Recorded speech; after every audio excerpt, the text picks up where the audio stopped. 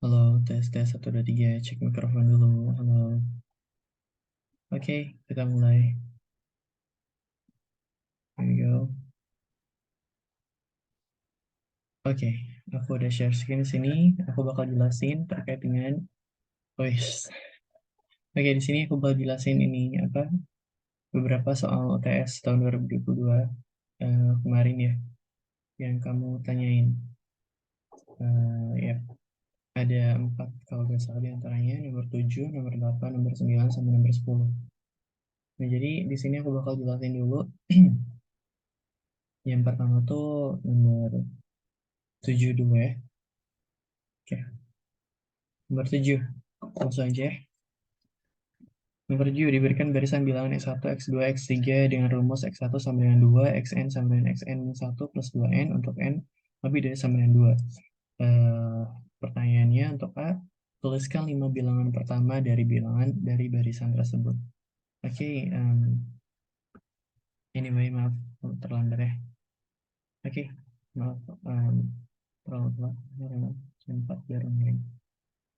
Oke, langsung aja nomor 5. Ya, nomor 7, bagian A. Tuliskan 5 bilangan pertama dari barisan tersebut. Kita pertama tulis dulu rumusnya ya. Rumus yang ini ya. Xn minus 1 plus 2N, gitu kan. Untuk N lebih dari sama dengan 2. Berarti kita mulai untuk bilangan pertama, kita ubah N-nya dari 2. Karena kan N lebih dari sama dengan 2. Berarti kita ubah N-nya 2. X2 sama dengan X2 minus 1 plus 2 dikali 2. Karena N-nya diubah jadi 2 ini teh. Berarti X2 kurangi 1 berarti X1 plus 2 kali 2 berarti 4 X1. X1 berapa? X1 tadi udah diketahui di soal. X1 sama dengan 2. Berarti 2 ditambah 4 berarti 6. Ini untuk bilangan yang pertama. Terus bilangan yang kedua kayak gimana? Bilangan yang kedua sama juga kayak bilangan pertama caranya. Berarti kita tulis lagi aja dulu persamaannya. Xn sama dengan Xn min 1 plus 2N. N-nya kita ubah. Sekarang tadi kan diubah jadi 2. Sekarang diubah jadi 3. Berarti X3 sama dengan X3 min 1 plus 2 dikali 3. Berarti X3 kurangi 1 berarti X2. Tambah 2 dikali 3 berarti 6. X2 tadi udah diketahui berapa? 6. Berarti 6 ditambah 6 berarti 12. Nah, ini untuk bilangan yang kedua. Bilangan yang ketiga kayak gimana? Bilangan yang ketiga juga sama kayak gini ya. Nanti kamu ulang aja terus proses ini sampai 5 kali gitu. Sampai ketemu 5 bilangan pertama dari bilangan tersebut, dari barisan tersebut. Oke, sekarang yang B. Yang B, ini yang kira-kira susah ya. Gunakan prinsip induksi matematika untuk memperlihatkan bahwa untuk setiap bilangan n berlaku xn sama dengan n dikali n plus 1. Nah, induksi matematika ingat ada 3 tahap. Yang pertama tuh ketika kamu ada 3 tahap ya. Tahap pertama tuh ketika kamu mengubah nilai n-nya menjadi 1. Nanti kita distribusiin nilai n sama dengan 1-nya. Kita tulis lagi persamaan ini. Xn sama dengan n plus 1. Xn-nya sama dengan, kita ubah jadi 1, berarti X1 sama dengan 1 dikali 1 tambah 1, berarti X1-nya tadi berapa? Diketahui di soal. X1-nya adalah 2, oke? X1-nya nih, kita bingung. X1 2 tadi soalnya. Oke, berarti X1 2 berarti 1 dikali 2 berarti 2. Kok itu merah? Ini benar, oke? Gitu. Nah, terus untuk tahap kedua, itu ketika kamu mengubah n-nya menjadi k. Nanti kita tulis lagi aja persamaannya. Xn sama dengan n plus 1. N-nya diubah jadi k, berarti xk sama dengan k plus 1. Kita asumsikan ini benar, oke? Nah, terus tahap yang ketiga, tahap yang sedikit tricky, itu ketika kamu mengubah n-nya menjadi k plus 1, berarti gini, ketika kamu ubah n-nya menjadi k plus 1, berarti xn sama dengan n plus 1, kamu ubah n-nya menjadi k plus 1, berarti x k plus 1 sama dengan k plus 1 plus kali k plus 1 plus 1 ya, k plus 1 plus 1 plus 1 nya jangan lupa ditulis, oke. Nah di sini coba kamu lihat, ini k plus 1 plus 1, 1 plus 1 kan sama dengan 2 ya, berarti kita bisa aja langsung tulis kayak gini, k plus 2 kan 1 plus 1 2 gitu. Jadi sama aja, jadi biar lebih sederhana kayak gini aja ya. Nah sekarang kayak gimana gimana kalau misalnya kayak gini. Jadi misi kita itu adalah membuktikan bahwa persamaan atau pernyataan ini tuh benar gitu. Gimana caranya supaya kita membuktikan bahwa ini tuh benar? Gimana caranya? Yaitu dengan em, gimana cara membuktikannya? Yaitu dengan cara mengubah persamaan yang diketahui di soal, yaitu persamaan yang ini, supaya persamaan ini tuh berubah jadi sama kayak gini. Gimana caranya gitu? Nah, kita bakal buktiin sekarang. Nah, sekarang kita tulis dulu nih persamaan atau rumus yang diketahui di soal. Yang rumus ini, yang diketahui di soal, kita tulis dulu yang ini. Xn sama dengan Xn 1 plus 2n. Oke, kita tulis di bawah. Ini aja kali ya. Sini. Oh, sini aja deh. Dulu. Tadi berapa? Xn sama dengan Xn min 1 plus 2n.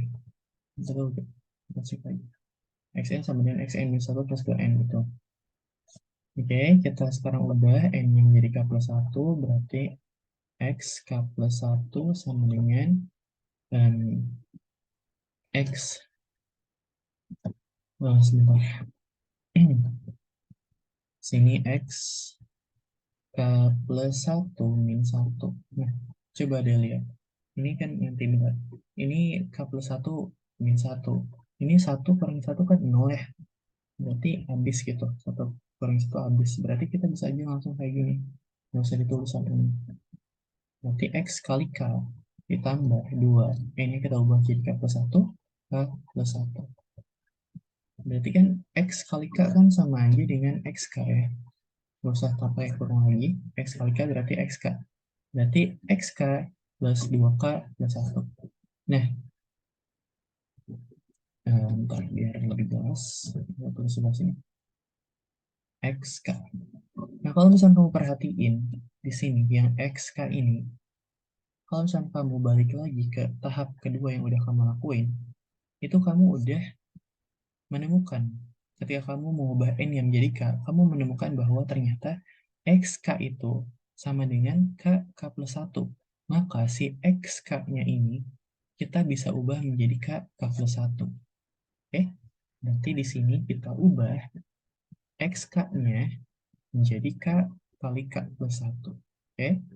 Sini xk plus 1-nya terus lagi di bawah, cuma aku malas jadi ingat saja. Oke, berarti di sini x-nya kita ubah jadi k plus 1 ya tadi ya. Karena ini, karena tadi xk sama dengan k plus 1, jadi kita bisa ubah x-nya jadi k plus 1 ditambah 2 dikali k plus 1. Nah, ini kita distribusiin, dikaliin ke dalam kurung k kali k berarti k kuadrat, k kali 1 berarti k, ditambah 2 kali k berarti 2k, ditambah 2 kali 1 berarti 2. Oke, kita sederhanain, k kuadrat k tambah 2k berarti 3k tambah 2. Nah, ini kita bisa sederhanain menjadi k plus berapa dikali k plus berapa gitu ya. Nah, untuk mengisi titik-titik ini itu enggak sembarang angka, tapi harus angka yang ketika ini kan k kuadrat itu bagikan A, 3k bagikan B, yang 2 bagikan C gitu ya. Kalau misalnya kamu mengerti, itu ketika angka yang ketika dikali itu hasilnya adalah C, Ya, dan ketika dijumlah itu hasilnya adalah B, atau ketika dikali itu hasilnya 2, dan ketika dijumlah itu hasilnya 3 gitu. Nah, kita bisa menemukan bahwa ternyata K plus 1 dan K plus 2. Karena ketika dikali, itu hasilnya 2, 1 kali 2, 2. Ketika dijumlah, 1 tambah 2 berarti hasilnya 3. Gitu. Jadi udah memenuhi aturan. Nah, ini udah ketemu nih, udah terbukti. Nah, ini udah terbukti nih. X K plus 1 sama dengan K plus 1 kali K plus 2. Ini udah ketemu nih. Sama. Coba deh. Ini udah sama dengan ini. X K plus 1, K plus 1, K plus 2. X K plus 1, K plus 1, K plus 2. Jadi udah terbukti. Kayak gitu. Memang kan? Oke. Nah, sekarang ini masih share screen ya? Oke. Sekarang kita lanjut ke yang ke yang tadi nomor 7 ya. Sekarang nomor 8. Oke, di sini langsung aja jawabannya. Untuk nomor A, itu ada beberapa pilihan berbeda jika tanpa batasan. Soalnya kan dari 10 dosen pria dan 10 dosen wanita dipilih 5 dosen pria dan 5 dosen wanita untuk mengoreksi UTS MBL. Nah, di sini kan ada pria dan wanita ya. Artinya di sini kita pakai kombinasi. Kenapa pakai kombinasi? Karena gini, ini kan ada 10 ini ya. 10 dosen mau diambil 5. 1, 2, 3, 4, 5 misal. Misal untuk pemilihan dosen itu memakai sistem pelemparan dadu. Ini pelemparan dadu pertama, pelemparan dadu kedua, ketiga, keempat, dan kelima. Untuk pelemparan dadu pertama, misal yang kepilih itu adalah Pak Asep. Pelemparan kedua adalah Pak Agus misal terpilih. Itu bakal sama aja ketika pelemparan pertama yang kepilih Pak Agus dan pelemparan yang kedua kepilih Pak Asep gitu. Jadi Asep Agus itu sama dengan Agus Asep gitu. Jadi dua-duanya sama aja, gak ada bedanya gitu. Makanya kita pakai kombinasi. Karena kombinasi itu adalah karena kombinasi itu tidak memerhatikan urutan. Nah gitu. Oke? Oke, kita hapus dulu. Jadi kita harus pakai kombinasi. Dan di sini ada dua unsur yaitu pria dan wanita. Kita harus um, selesaiin dulu masing-masing, terus nanti dikaliin si hasil pria dan hasil wanita. Oke, berarti di sini ada kombinasi dari 10 pria mau diambil 5, berarti ingat rumus kombinasi adalah n faktorial, n min r faktorial dikali r faktorial, gitu ya. Berarti n faktorialnya berapa? Berarti 10 faktorial. N kurangi R berarti 10 kurangi 5 berarti 5 faktorial. Dikali R faktorialnya berarti 5 faktorial. Nah, ini hasilnya berapa? Ya tahu ya. 10 kali 9 dikali 8 dikali 7 dikali 6 dikali 5 faktorial. Ini 5 faktorial. Ini 5 faktorial. 5 faktorial. Ini kita bisa coret 5 faktorialnya. Terus 5 faktorial yang ini kita bisa ubah menjadi berapa nih? 5 faktorial kan 5 kali 4 dikali 3 dikali 2 dikali 1 gitu ya. Nah, ini bisa kita ubah. Ini kita bisa sederhanain 10 dibagi 5 jadi 2, 4 dibagi 8 dibagi 4 2, 9 dibagi 3 itu 3, 6 dibagi 2 itu 3. Berarti ini sama dengan 2 dikali 3 dikali 2 dikali 7 dikali 3 dibagi 1 gitu ya, gak usah ditulis satunya. Ini 2 kali 3, 6, 6 kali 2, 12, 12 kali 7, 12 kali 3, 12 kali 7, 84 ya. 84, 84, 84 dikali 3, 12, 1, 24, 25, 252 ya. Ini berarti hasilnya 252. 252 cara untuk yang pria. Nah, untuk yang wanita juga sama, kita selesaiin. Kebetulan ini sama, dari 10 wanita mau diambil 5 wanita, berarti 10 faktorial per 5 faktorial, 5 faktorial. Oke, berarti berarti ini hasilnya sama juga 252 cara. Nah, nanti kita kali ini 252 cara, 252 dikali 252. Berapa hasilnya? Kayak gitu. Oke. Ini kalau misalnya diselesain, mau dicoba boleh. 252, ini kita coba aja ya. 252 dikali 252, 2 kali 2 berarti 4, 10, 1, 10, 1 berarti 5, 4, 10, 1, 5, ini sih, bukan, salah satu. Ini 5, 10, 1, 6, 2, 12, berarti 4, 10, 1, 5, ini ya, berarti 4, 5, 15, 1, 3, 63.504.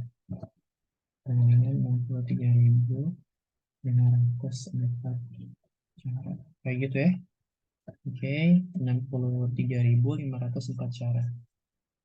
Begitu. Oke, kita hapus dulu. Jadi ini adalah jawabannya. Nah, terus untuk yang B, para dosen terpilih termasuk Pak Tono dan Bu Tini duduk melingkar. Itu maksudnya melingkar ya.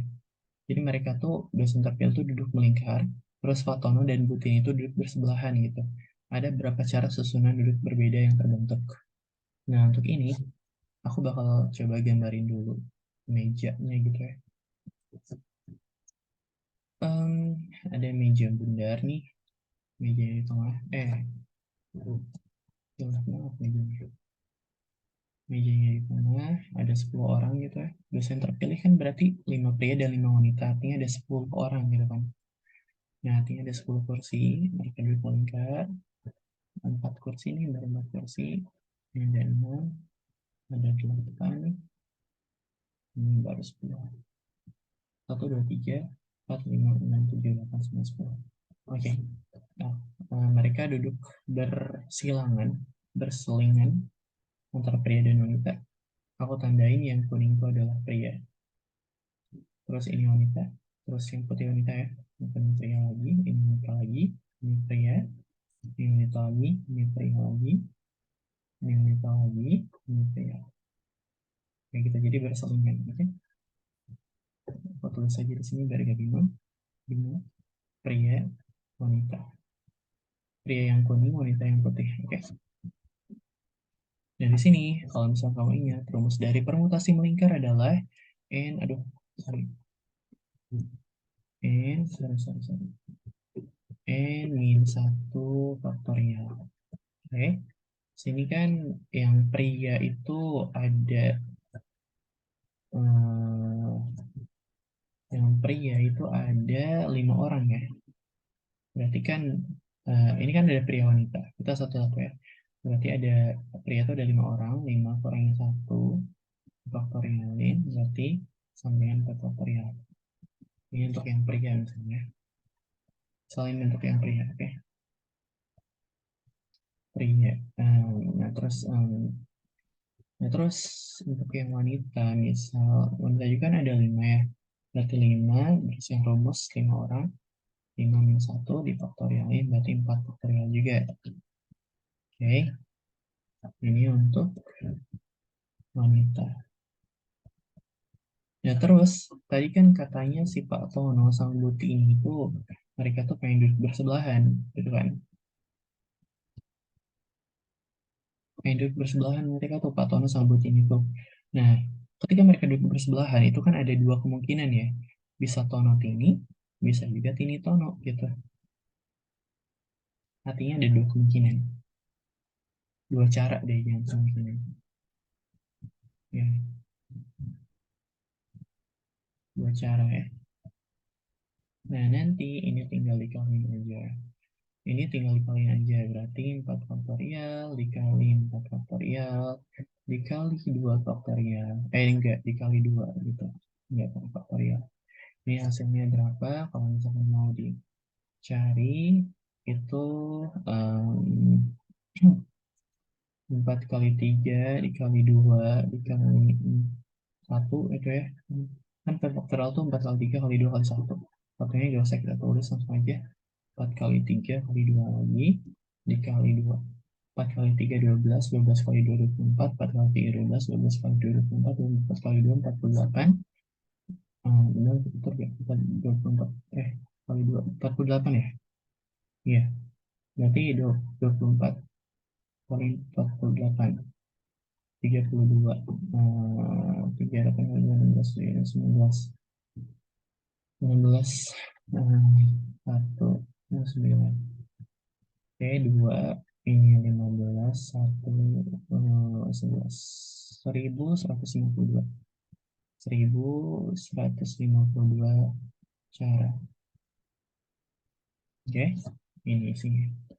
Kita hapus ini karena menghalangi pemandangan. Kayak gitu ya, gampang kan? Oke, kita lanjut ke, aku tahu kok.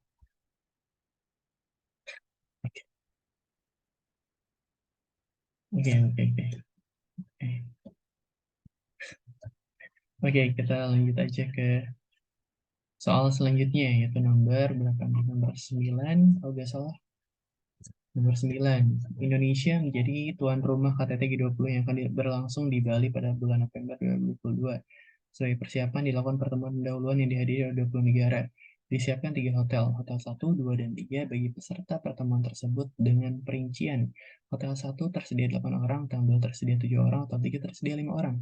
Ada beberapa cara mengalokasikan semua utusan tersebut. Jika yang pertama, tanpa batasan apapun. Ingat, ini kan termasuk distribusi berkapasitas gitu ya. Kalau misalnya rumus dari distribusi berkapasitas adalah n faktorial per n1 faktorial kali n2 faktorial kali n3 faktorial dan seterusnya gitu ya. Kalau misalnya rumus umumnya dari distribusi berkapasitas. Cuma kan di sini gini, maksudnya n faktorial, maksud dari n faktorial di sini adalah jumlah keseluruhan orangnya ada berapa. Kalau di soal kan utusan dari 20 negara masing-masing tuh. Berarti kan ada 20 orang. Berarti 20 faktorial per N1 faktorial tuh maksudnya adalah kapasitas dari wadah pertama. Di sini wadahnya dianalogikan hotel. Berarti kapasitas dari hotel 1 itu ada 8 orang. Berarti 8 faktorial. Kapasitas hotel 2 berapa? Yaitu 7 orang. Berarti 7 faktorial. Kapasitas hotel 3 tadi 5 orang, berarti 5 faktorial. Nah, ini caranya. 20 faktorial per 8 faktorial kali 7 faktorial kali 5 faktorial cara. Itu ada berapa banyak banget. Oke. Nah, terus yang B. Yang B, utusan Korea Selatan dan Jepang pada hotel yang sama. Mereka pengen bersama karena mereka bersahabat, misal kayak gitu. Oke, ini kan mereka tuh, ini kan masuk, ini kan gini ya. Ini tuh masuknya ke si Korea sama utusan Korea, utusan dari Korea dan utusan dari Jepang itu bisa sama-sama nginep di hotel 1, bisa sama-sama nginep di hotel 2, bisa sama-sama nginep di hotel 3. Artinya ada 3 opsi atau 3 alternatif atau 3 pilihan. Maka kalau yang namanya opsi, alternatif, atau pilihan, kita harus menjumlahkannya atau menggunakan hukum penjumlahan. Jadi maksudnya kayak gini. Untuk opsi pertama, misal opsi pertama tuh mereka tuh dua-duanya nginep di eh, hotel 1 misal gitu ya. Jadi kan asalnya kan mereka ada 20 orang ya. Cuma si ini tuh si utusan Korea sama Jepang tuh udah ngebooking duluan. Artinya 20 kan, 20 orang dikurangi 2 tuh, dikurangi Korea sama Jepang berarti 20 kurangi 2 berarti tinggal 18 faktorial N-nya. Per hotel pertama N1 itu kan asalnya 8 ya kapasitasnya tuh. Asalnya 8. Terus di booking sama mereka 2 orang tuh. 8 kurangi 2 berarti tinggal 6 faktorial. Hotel yang kedua tetap 7 faktorial. Hotel yang kelima tetap, hotel yang ketiga tetap 5 faktorial. Nah, itu ya opsi yang pertama ya. Ditambah opsi yang kedua. Ini opsi yang kedua ketika mereka sama-sama nginep di hotel yang kedua gitu. Berarti ini juga sama 18 faktorial per hotel 1 8 faktorial. Hotel kedua karena udah di booking sama 2 orang ini, berarti 7 kurangi 2 berarti 5 faktorial. Nah gitu, hotel ketiga tetap 5 faktorial. Ditambah opsi yang ketiga, opsi ketiga ketika mereka sama-sama nginep di hotel ketiga gitu. Berarti 8 faktorial per hotel pertama tetap 8 faktorial, hotel kedua tetap 7 faktorial, hotel kelima udah di booking sama 2 orang ini berarti 5 kurangi 2 sama dengan tinggal 3 faktorial. Cara. Nah, ini hasilnya. Tinggal dijumlahin. Kayak gitu.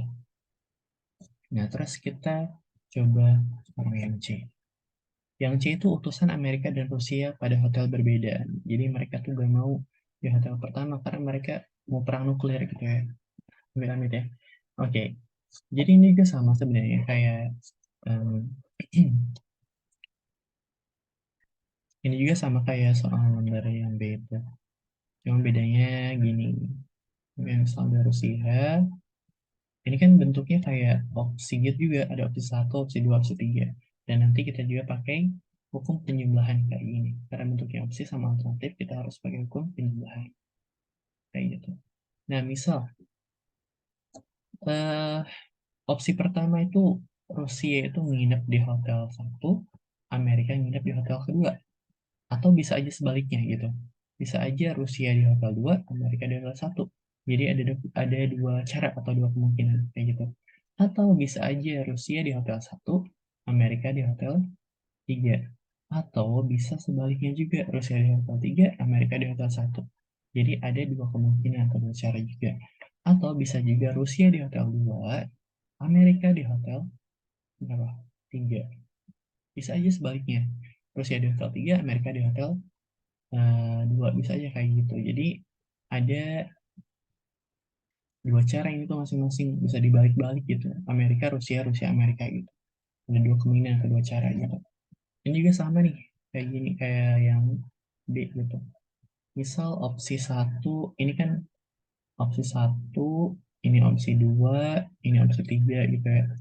Misal opsi satu ketika 8 faktorial kan, karena udah dikurangi sama Amerika Rusia, mereka udah bikin duluan gitu ya. 20 kurangi 2 berarti 18 faktorial. Ketika si Rusia, utusan Rusia ini ngebooking hotel pertama, hotel yang ke satu. Asalnya kan ada 8 faktorial, udah di booking tuh sama utusan Rusia, berarti 8 kurangi 1 tinggal 7 faktorial. Nah, hotel kedua udah di booking sama si Amerika, utusan Amerika. Berarti asal 7 faktorial kurangi 1 berarti tinggal 6 faktorial. Nah, yang hotel yang ketiga tetap 5 faktorial. Dikali 2. Kenapa? Karena bisa aja ini tuh ada dua cara. Bisa bisa aja Rusia di hotel kedua gitu, dan Amerika di hotel satu. Bisa juga kebalikannya gitu. Jadi ada dua cara atau dua kemungkinan. Kayak gitu. Oke. Nah, ditambah opsi kedua yaitu ketika berarti kan 8 faktorial. Ketika Rusia di hotel satu, berarti kan 7 faktorial hotel satunya, karena 8 faktorial dikurangi satu udah di booking tuh satu sama utusan Rusia, jadi tinggal ada 7 orang lagi kapasitasnya gitu. Dikali hotel keduanya tetap 7 faktorial, karena gak ada yang nematin, karena maksudnya Rusia dan Amerika kan ini konteksnya. Nah, hotel ketiga udah ditempatin, udah di booking sama si Amerika. Pastinya kan 5 faktorial, berarti dikurangi satu karena udah di booking sama pihak Amerika. Berarti kan 5 kurangi satu berarti 4 faktorial. Dikali 2 faktorial, dikali 2 juga sama itu ya. Karena bisa dibalik-balik, mereka bisa Rusia Amerika, bisa Amerika Rusia gitu. Nah, sekarang ini opsi opsi 3 sekarang nih. Opsi 3 kan berarti sama aja 18 faktorial. Ini sorry sorry, terlalu gede ya. Kita kecil aja, agak cukup. Ini 18 faktorial per ketika ini ketika Rusia di hotel 2, bukan hotel pertama masih 8 faktorial kapasitasnya. Hotel 2 didukung sama Rusia, asalnya 7 kurangi 1 berarti tinggal 6 faktorial, kapasitasnya tinggal 6 orang lagi. Hotel ketiga didukung sama Amerika, asalnya 5 udah dibooking 1 berarti tinggal 4 kayak gitu. Nah, ini juga jangan lupa dikali 2. Nah, ini tuh. Sorry. Nah, ini nanti dijumlahin banyak banget. Gitu, oke. Nah, sederhana kan? Enggak sederhana sih. Kayak gitu lah ya pokoknya. Oke, kita lanjut sekarang ke nomor terakhir, nomor 10, yaitu kita akan buat diagram fan. Set, set, set. Oke, jelek banget. Apa lah ya? 1, 2, 3, 4, 5, 6, 7. Misal ini A, ini B, ini C. Bebas sih nampaknya udah aja. Oke. Tidak ada untuk argumen pertama, premis 1, tidak ada B adalah C. Kita kan harus ini ya, dituntut untuk membuat diagram Venn dan membuktikan keabsahannya, apakah sah atau tidak sah gitu. Oke, tidak ada B adalah C. Artinya semua lingkaran B yang berarsiran dengan C, kita kosongkan daerahnya. Karena dia bilang tak ada B yang berarsiran, atau tak ada B yang tak ada B adalah C. Artinya di sini kosong. Yang aku arsiran. Kuning ini kosong artinya, oke? Nah, terus yang kedua, semua C adalah A. Artinya, dia bilang kan semua C adalah A. Maka maka lingkaran C yang tidak berarsiran dengan A, kita kosongkan. Karena semuanya harus berarsiran dengan A. Karena dia bilang semua C adalah A. Artinya di sini, di 6 ini. Yang kanan ini. Oke. Nah, terus dia bilang kesimpulannya, tidak ada A adalah B. Artinya tidak ada lingkaran A yang berarsiran dengan B. Padahal realitanya ada lingkaran A yang berarsiran dengan B. Itu yang mana? Yang ini, yang ada di nomor 2 ini. Maka kesimpulan ini adalah salah. Maka ini argumennya tidak sah. Betul. Oke. Itu kan. Oke, kita lanjut. Yang B. Yang B agak beda sama yang A, karena dia masih dalam bentuk kalimat verbal. Belum dalam bentuk kayak gini, belum dalam bentuk P1, P2, K, belum kayak gitu. Makanya kita harus nentuin dulu mana P1, P2, mana K gitu ya. Gimana caranya? Nah, di sini kita lihat. Dia bilang, kita nentuin kesimpulan dulu ya. Jelas bahwa bilangan irasional tidak menarik bagi para insinyur karena mereka hanya memperhatikan aproksimasi dan semua aproksimasi adalah rasional. Nah, di sini perhatiin kata karena aku ini udah di garis bawah ini.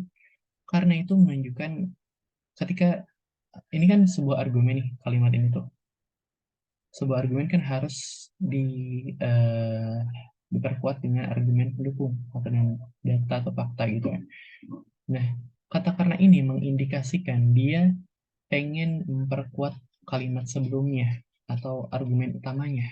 Maka di sini bisa disimpulkan atau bisa kita lihat bahwa kesimpulannya atau argumen utamanya adalah ketika dia bilang bahwa bilangan irasional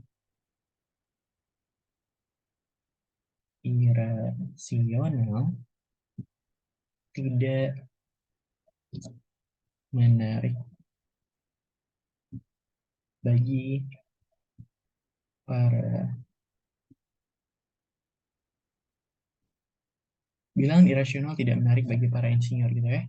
Nah, terus sisanya berarti kan tinggal P1, P2, dan seterusnya. Kalau misalnya emang ada lebih dari 2 gitu ya. Ini kan cuma ada 2, P1 dan P2-nya. Kenapa? Karena gini, P1 itu kan argumen pendukung atau kayak dalam debat kan kayak fakta, data, kayak gitulah ya. Nah, di sini setelah kata karena, pasti kan kalimat pendukung gitu. Sini ada 2 kalimat pendukung, atau bukan 2 kalimat sih. Ada 2 argumen pendukung. Yang pertama adalah ketika dia mengatakan bahwa mereka hanya memperhatikan aproksimasi. Berarti itu adalah P1. Mereka itu kan mengindikasikan kepada insinyur ya. Berarti kita bisa ubah mereka ini menjadi langsung aja insinyur. Oops. Insinyur hanya memperhatikan aproksimasi. Kayak gini, oke? Dan P2-nya, ada kata dan tuh, berarti ini P2-nya. Dan semua aproksimasi adalah rasional. Semua aproksimasi, sorry lama ya,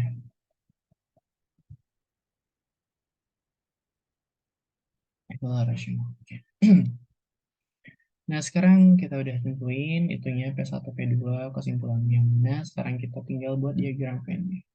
Kita angkain ini, tandain 1, 2, 3, 4, 5, 6, 7. Ini misal aku eh, ini I untuk insinyur, ini A untuk aproksimasi, ini IR untuk irasional gitu. Kita lihat P1. Insinyur hanya memperhatikan aproksimasi. Artinya semua insinyur adalah aproksimasi. Gitu. Oke? Okay?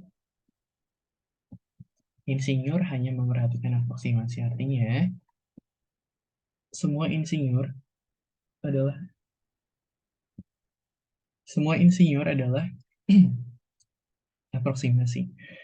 Maka semua lingkaran insinyur yang tidak berarsiran dengan aproksimasi, kita kosongin daerahnya. Gitu.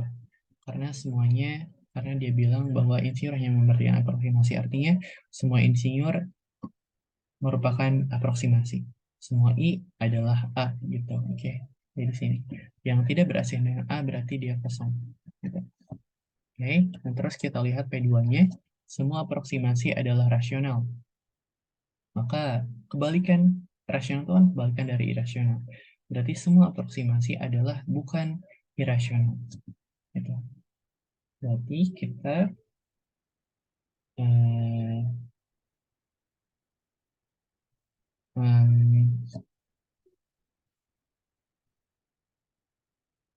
apa nih? Bentar, kok jadi kayak gini ya? Astaga. Insinyur hanya memperhatikan aproksimasi.